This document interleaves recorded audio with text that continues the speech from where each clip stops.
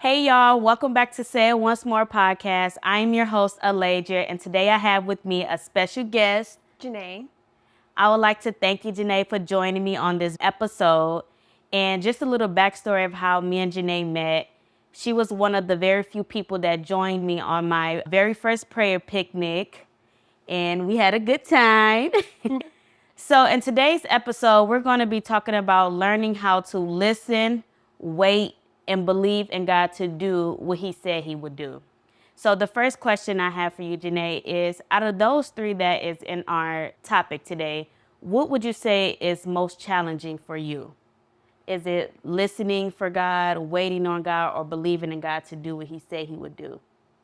Definitely not the last, but the first two. I think when you want to hear God, you may not hear from him right away or as fast as you would like to. Yeah. And then believing in what he's saying. Yeah. Because sometimes we battle with, is he saying something or is it me and my flesh pushing what I want to hear, Yes. really? So I would say the first two are more difficult. And then the last one, believing in what he said he would do, the faith piece, that one is, to me, the most easiest. Most easy. Yeah. Yeah.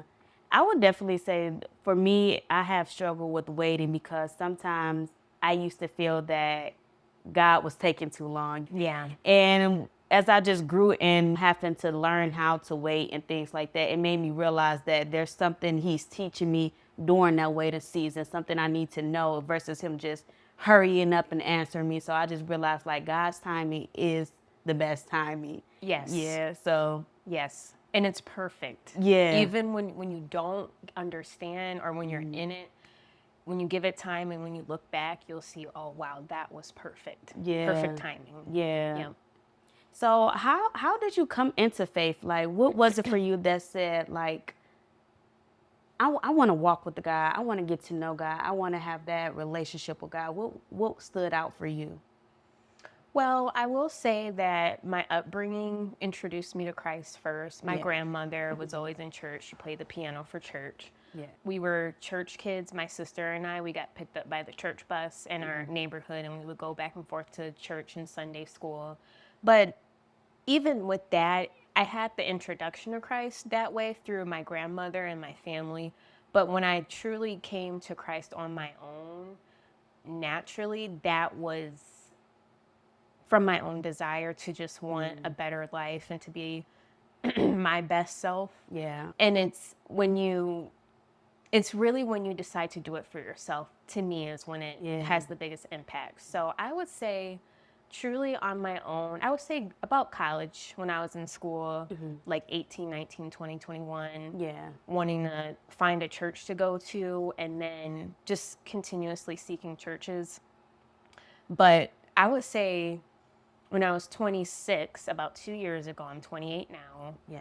That's when I wholeheartedly was committed to Christ. I didn't care about the world. I didn't care about people. I didn't care about anything. So I would say at 26 is when I truly, truly wanted to fully commit to Christ.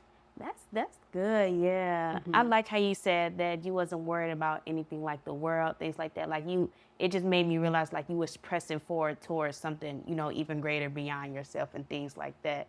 So was there any like challenges you would say early on that would like have tried to prevent you from continuing that walk, or was it just you had that determination? Sure. Yes. I would say challenges for me would be, like I said, I was seeking out churches. I was always trying to find a church home, which church is the best for me. And from 18 to 26, I feel like I was in and out of different churches.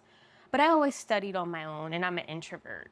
So us introverts, we really don't want to go to church. We want to go, but we don't want the extra, what do you call it, extracurricular activities, I should say, or the extra things. We don't want to do those things. So I feel like that was probably a challenge for me. But I always studied on my own time. So I would say being an introvert was the challenge, but also, again, just not letting things of the world get in the way. Your thoughts or anxiety, depression, or anything that you're battling, don't let that get in the way of your faith. Oh yeah, that's Mm-hmm. that's good. Mm-hmm. So I know that we talked a lot about our dreams and waiting on God and things like that. So how can we steward our waiting season? Like, what would you say would be a good tool for us to steward our waiting season, even for someone who's watching and who's just coming to faith and things like that, and they realize, why is God taking so long to answer me? Why is he taking so long to give me that message that I need? What would you say is a good thing for us to steward that? That's a great question, and I actually am working on that right now. Same. Okay, so you get it. Yeah. So, Yes. so what I like to say I cracked the code. So I figured out every day I ask God, what is it that you want me to focus on Yeah. right now? Like today in this moment, what is it that I need to do to honor this moment in my life? Yeah. Because like I said earlier, when you're in something or in a storm, you don't understand what's going on in the middle of it until you look back later. Yeah. So like this moment right now, I'm going through something right now, whatever it is or whoever. A year from now, you'll look back at this moment and say, okay, I see what God was doing. Yeah. But in the moment, I didn't really see it all the way. So I always would say, ask God, what is it that I should be focusing on right now? What is your intention or what is your design for this moment right now for me to be doing? And then start to listen and discern from there. So I would say that's number one. And then number two is I always say, give yourself a focal point. I'm going to focus on passing my classes right now if you're in school, or I'm going to focus on getting a new job. I'm going to focus on building my savings account. Find something to focus on that brings you joy, that aligns with whatever you think God wants you to be doing, that brings you peace, happiness, and also aligns with whatever you believe your purpose is later. Yeah. Because, like I said, cut out the world. Don't worry about the world. Focus on you, God, and staying in alignment with what you need to be doing. And in there, God will start to reveal things one by one. Yes. Shortly. Yes. That's good. I love the way you put that together. That is good. That's actually helping me right now. Yeah, because it's what you said, looking back a year later, you'd be like, wow, even though I was in pain or even though it was hard for me to get through it, it's the reason why he brought me through it. Yeah. And it'd be the best. I can't really say the best, but I don't know the word that I'm looking for, but you just be at so much peace about it later, knowing that the fact that I went through the storm, and not only does you went through it, it made you stronger, it made you wiser, making you more focused and aligned with, okay, I know he did it before. I know I went through this before. So for the next time, it's going to be a little bit more easier. Yes. Oh, I know God is just testing me in this area. So let me pass this test and things like that. So just being able to navigate that and get to that point will be the greatest blessing somebody could probably experience during their waiting season. So just bouncing off of that, even during the waiting season, sometimes we tend to have like different ideas. We have different things we bring to God that we may feel that he don't answer right away. So how important do you think it is, even in our waiting season, to write things down, whether it's our goals, whether it's our dreams, visions, or anything? Like, how important is that? It is extremely important for me. I know we had spoke about it, but and anything you can, write it down. What you're praying for, problem solving on, trying to figure out, things you want to have later. Write everything down. Your dreams at night, write those down because the Lord speaks through dreams. I know we spoke about that. Yes. I've had several dreams where things have happened and then the next week that same thing will happen in my dream, or I've had things that I've desired or wanted or that was working towards. If I had certain things, I want this, I want this, I want that, write it down and see what God does. And he may, and I've experienced this, he may give you exactly what you wrote down in a way more miraculous way than you could have thought. And when you said the reflection piece, when you come back to those things, you'll see, wow, okay, God gave me everything plus more. Yeah. So write it down. Journaling is also very therapeutic.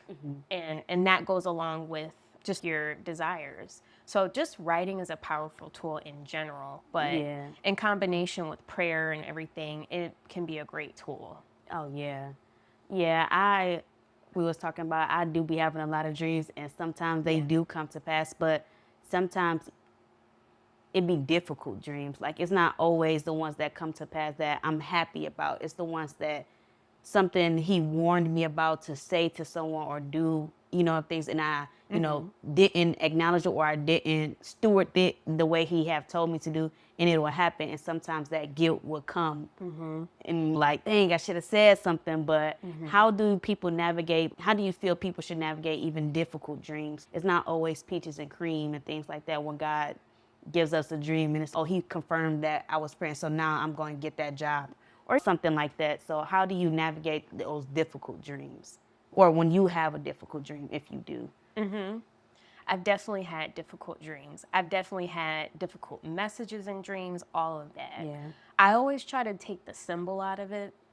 And we know dreams can be random things, Yeah. subconscious things, but always get the big symbol out of it. And that's what I do. Yeah. And I write it down. Or if it's really negative and I know exactly what it's referring to, I won't Yeah. write it down because I know what that's talking about. I know exactly where that energy is coming from, and don't write it down.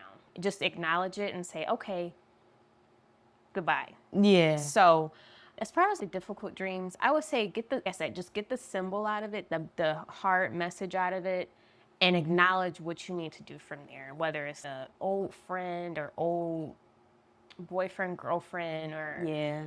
anything nasty or challenging. Like I said, just acknowledge it and go forward in the way that you think you need to from there, or what you think God is trying to direct you to do from there. Yeah. Yeah. Yeah. I can agree to those negative ones because sometimes Yeah. even when I get them, I really don't be wanting to write them down because I don't want to bring nothing to life. Right. Like, I don't know. It just seemed like when you just, and then because usually when I write down some dreams, I meditate on it and things like that. Yeah. And just because in his word, he was saying like you have the power of life and death in your tongue and things like that. So just Exactly. speaking over those dreams like that, I'm like, I don't even want to deal with the negative ones. Exactly. But sometimes even in the negative ones, it be warnings not only for myself, but for our people around us. So it's like, I don't want to write it down. But then again, I'm like, I want to write it because I want to make sure that it's God warning me. Exactly. Because like you said, there are many different things that can come into our dream, whether when we watching TV and we have those factors that play into it. So how do we just distinguish between like, this is the warning and this is just something you watch and that's like your subconscious mind just reenacting it in some type of way, if you get what I'm saying? Completely. Yeah. And I completely relate to that because Yeah. you watch something on TV and then next thing you know, that person will pop up in your dream. So it'd be like the random things, Yeah. the imagery. Again, that's also another thing too. Like, be careful with what you watch. Yeah. And things like that. Yeah. But I would say pray on it. If it's something silly, it's something silly. Yeah. But if it's something that when you wake, because you have those dreams where you wake up and you're like, whoa, like that dream was something. Yeah. Pray on it if it's bothering you. Ask for clarity on it, or what was the purpose of the dream. And then, like you said, like the warning thing, like ask, is there anything I need to be warned about, God? Just keep it in your prayers. And I always say, keep it in the back file, like keep it in the back of your mind. Because I've had dreams like that where it's like, I know I had that dream. I'm going to keep it in the back file in my mind and I'll come back to that later. And like I said, sure enough, later, oh yeah, I remember I had that dream about that person, or some type of event will happen. And oh yeah, I did have a dream that so-and-so did so, or whatever it was. Yeah. So pray on it, ask about it, but also keep it slightly in the back of your mind if it's something with high significance. Oh, yeah. Yeah. That's good. So just like piggybacking off of before we started getting into the dreams, again, about writing things down as far as like our goals and things like that. How do you think, well, I should say, how do you feel that you can handle when you writing things down? I want a new car, I want a new house, and I want these different things, but God doesn't give it to you the way you want it. How do you feel that someone can navigate that? Like, I want all these things because sometimes when people are new and things like that, we can get these certain scriptures where it says God will give us the desires of our heart, which he will come Yeah. through doing that sometimes. But sometimes when the things we are asking for, God doesn't bless us the way that we think we should be blessed with that, new car or new house and things like that. It may be smaller or just like A and B type vehicle, just anything.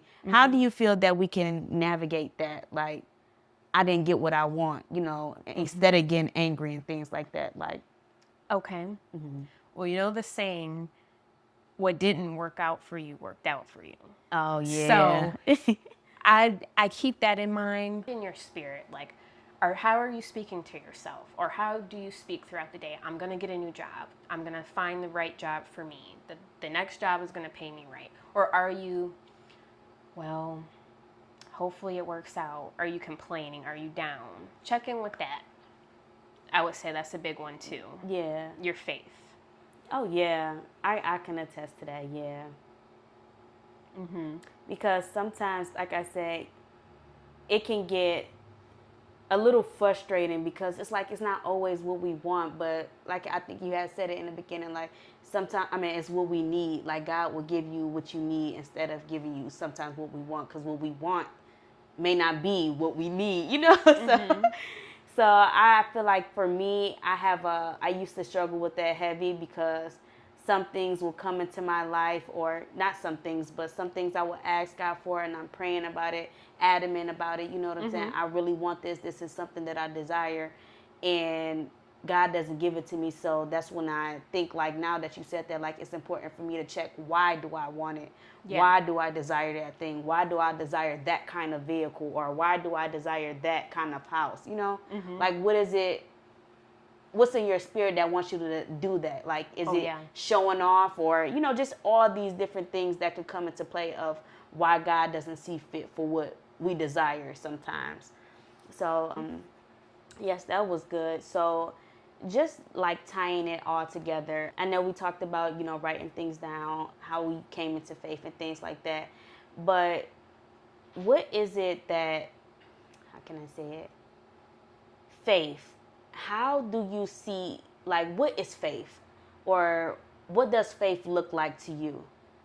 Having faith in, God and things like that. What does that look like for you? What is it that you daydream about all the time, or the things, like you said, like that you desire? Like, what are you thinking about? And even though those things are not here yet, you're still thinking about it, and that's faith right there. Yeah. Because you're working towards that, and you're gonna get there, even though it's not here yet.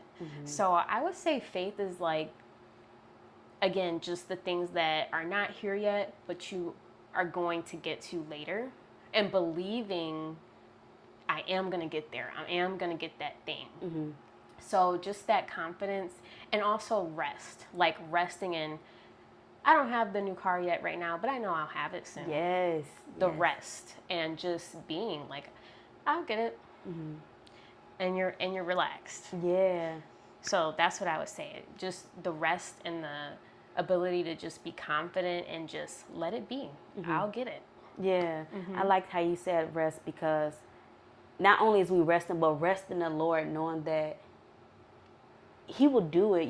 He's a provider. He's a way maker. And the things, like, God will not give you, He will give you everything you need if you just continue to just, like, trust in Him and have that faith in Him, to know that He's who He say He is, and He will do what He say He would do, Right. And I feel that that's such an important part of our life, because so many things, especially in a world that comes up, we want to travel, we want to do all these different things, and sometimes we lack the resources to do it and things like that. Yeah. But just resting in the Lord, knowing that if it's for me, it's for me. I'm going to get there one way or another, because I'm trusting in God. My faith is in God, and I'm putting in the work to get, wherever I want to go. Because sometimes people will say, oh, well, God didn't do it for me. God didn't bring me to that place I need to go. But it comes to a point, like, what did you do? Did you put any action? Right. People just, sometimes I feel like we shift onto just God doing everything, and we don't put in what we need to do, Exactly. So just navigating that. But just having that discussion and things like that, what would you say would be like a takeaway from, just these different things that we talking about? What would be like something that you would say the tool someone needs to actually begin that journey of navigating, of how listening to God and things like that, and believing, having that faith that they need to hear from God and things like that? Yes. So it's definitely lots of work, and it's definitely, you have to be extremely intentional. Yeah. And be open to several portals to hear from God, I would say, because you can hear from God on your own, but it could also come through preaching. It could come through somebody at the grocery store. Yeah. It could come through, I've even had videos on my YouTube recommendations, things like that. Yeah. So be open to several different middlemen and portals to hear from God. And then once you start to hear the message from this person, that, you hear it 3-4 times, it's like, oh, wow, okay. Yeah. So be open. I know some people don't want to go to church. I know some people, everybody has their own preferences and things like that, which is fine. But just remain open. And then also pray without ceasing. I know that's a common phrase, but if something is really bothering you or you want to hear more, just keep praying and you will hear. And be ready. Like that, like when I spoke earlier about the mindset and how are you speaking to yourself or out to the world? Like I said earlier, like about the job, like are you speaking with faith and positivity, or are you being down and are you complaining? Are you being negative? Are you being pessimistic? Always have your best voice in your head. Yes. So if you really want to hear from God, tell yourself, I'm going to hear from God soon. He's going to give me the message I want to hear. It should be here in no time. And if it doesn't come right away, it'll come in the next couple weeks. And if it's not that, it'll be the next month or whatever. Yeah. But always keep your highest voice or your highest thoughts going. I would say that. Oh, that's good. You touching on all the good points right now. But something you just said about having your highest voice. Yeah. Now, a lot of people, and I will say this for myself because I struggle with this too myself. How do you silence the inner voice, the negative inner voice, when you feel that it's the enemy speaking? Like, how do you navigate silencing that so that you can really actually hear from God? Like, I just know what was just said is from God. Like, and I know that we can say, everything that is good and helpful will come from God, but sometimes it's just your mind is so cloudy. So how do we shift that focus to be able to hear? Yes, I always, if I get those negative thoughts or that voice, I have to say, okay, let me turn that off. Or if I can discern, like, this is the enemy trying to get me down, I'll immediately stop, maybe say, like I said earlier, just the affirmations of, I'm gonna have a good day today.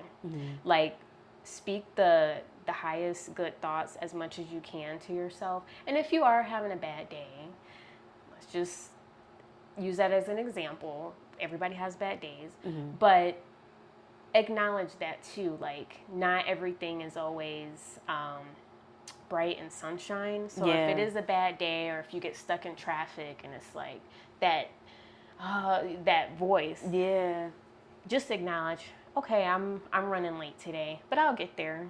I'll get to the office when I get there, or I'll get wherever I'm going. I'll get there. So always have that positive voice going, even when you are feeling negative, and just acknowledge if it is like, I'm not feeling that great today, or if it's the enemy's voice, like go into prayer. Like, I pray that I usually say, I pray to release and wash away and cleanse myself throughout the day. I release these thoughts. I pray for further cleansing right now. And again, like I said earlier, I pray that whatever it is I need to focus on right now, please help me to do so that the idleness, and not to say everybody's idle from hearing a voice, but I don't want my mind to be so stagnant to where things are just coming in either. Because there's that saying too of the only deers that are attacked are the ones that are moving. Have you ever heard that? I never heard that one before. Or it's like people that hunt deers, it's like you only shoot a deer that's moving. You never shoot a deer, or you only shoot a deer that's standing still, but you can't catch the ones that are moving. But it's like two different sayings. So it's like I always try to avoid idleness, like an idle mind. Oh, yeah. Just keep my thoughts going. Even and let it flush out the negative. But with the negative thoughts, back to that, always go to prayer. Just pray about something, because that will, again, just flush out those negative thoughts. Yeah. Yeah. I definitely agree with what you said about prayer and things like that. Because sometimes, now that I have realized when things pop up in my mind and things like that, I just instantly, it doesn't have to be a whole long 5-minute prayer, things like that. My first prayer is like, Lord, please remove this negative thought. You know, something just quick that can help me.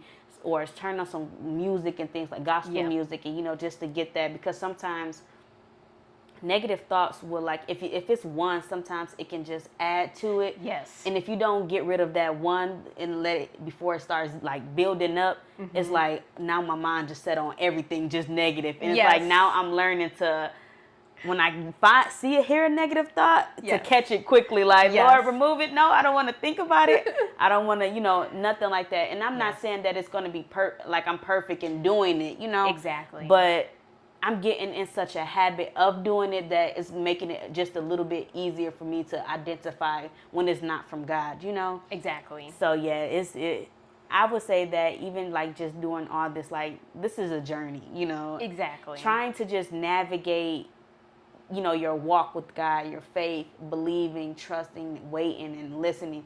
It's a journey. Yes. And, you know, being able to, you know, have that tunnel vision, that focus, is also like kind of, because so many things are coming at us. So many different things are popping up in the world, the news, and like all this negativity. So it's like we're surrounded by a lot of things that are not of God. You know what I'm saying? So when we do have that opportunity to speak of His goodness or go to church and things like that, it'd be so beneficial, because we need that nourishment of our soul and things like that. So during this journey, what would you say have been the most beneficial thing that has kept you on your walk, that has kept you on this journey, like to block out all this negativity and things like that and just keep moving forward? What is one thing that you would say is definitely pushing you forward? Yes. I would say, kind of like I said earlier when I said, I don't care about the world, I don't care about this, I don't care about that. I feel like as I've grown spiritually, and as you grow spiritually, the cares of the world start to drop. And the more you start to drop the cares of the world or just different things, it's naturally easier to just focus on you and God. I would also say, I could say a lot about this, but I would say getting to a place where you're okay with isolation. Like the same thing of like dropping the things of the world, but just really getting with you and God, and it's a priority every single day. And your prayer, reading your Bible is important to you every day. The daydreams, I talked about that. When you daydream about different things every day, or you think about the things that you want every day, you're not going to get to those things without God. Like, let that drive you. Like, I know I can't do stuff by myself. Or just every day, you can't do anything by yourself. You can't. So that's a driver. And then I would also say yourself in the long term. Like, where do you want to end up? Like, where do you want to go? Who do you want to be? Like, everybody, every single day has something that they don't want in their life, or they have something about themselves that they want to get rid of or stop. And then we have our ideas of like who we want to be later, the things we want to have. And so that's a driver. And that drives you to prayer too. And I would say that if you don't have any, if nobody's pushing you to pray, if nobody's pushing you to go to church, if you are not motivated to go to church or hear from some type of preaching or pastor or anything, it's you and your thoughts every single day. And to me, that's the driver right there. Yeah, Yeah. that's good. Yeah. Well, that actually concludes all that I have. So I just want to Okay. thank you for so much insight that you have brought today. You know, I'm prayerful that it will, you know, bless someone, that it will help someone just along in their journey to continue to walk, and letting them know like this walk is not easy, but it's so beneficial, it's so nourishing, it's so just helpful to continue to just keep moving forward and doing the things God has called them to do, and listening for his voice and believing in him to do what it is that he has said that he would do in their life and things like that. So like I said, I thank you for joining me. Thank you guys for tuning in to our video. And did you have anything? I will say, if anything, if you don't remember anything from this episode, just like I said, it's you and God. Speak to him, pray daily, and don't give up. Yes. And I like what you had said. We can't do nothing without God, and that's, you know, a main thing, because in that word he says, I can do all things through Christ who strengthens me. Yes. So that just lets us know that I can't do it on my own, but when I got God in my life, I can do it all, you know? Yes. So yes. Thank you guys for tuning into this video, and we will see you next time. Bye.